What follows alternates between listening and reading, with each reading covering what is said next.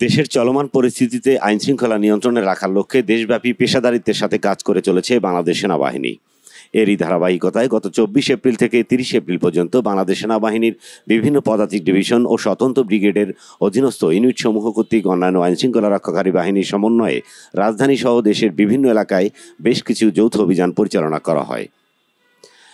এ সকল যৌথ অভিযানে হত্যা মামলার আসামি, অবৈধ অস্ত্রধারী, তালিকাভুক্ত সন্ত্রাসী, অপহরণকারী, ধর্ষক, প্রতারণাকারী, চোরা কারবারি, কিশোর গ্যাং সদস্য, মাদক ব্যবসায়ী, মাদকাসক্ত এবং দালাল চক্রের সদস্য সহ মোট ২৫৯ জন অপরাধীকে হাতে নাতে গ্রেপ্তার করা হয়েছে।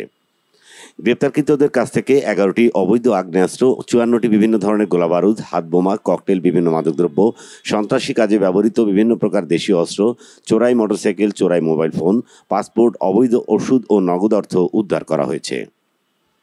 আটককৃতদের সংশ্লিষ্ট থানায় হস্তান্তর করা হয়েছে।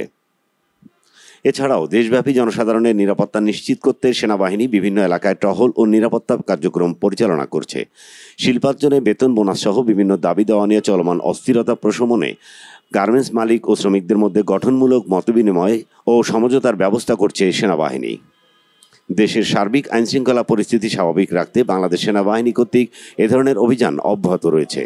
সাধারণ জনগণকে যে কোনো সন্দেহজনক কার্যকলাপের বিষয়ে নিকটস্থ সেনা ক্যাম্পে তথ্য প্রদান করার জন্য অনুরোধ জানানো হচ্ছে।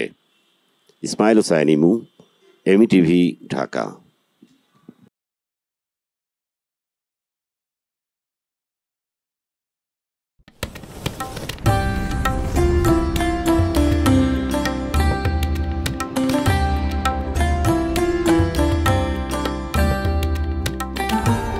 এমইটিভি, স্বাধীন বাংলার স্বাধীন কণ্ঠ।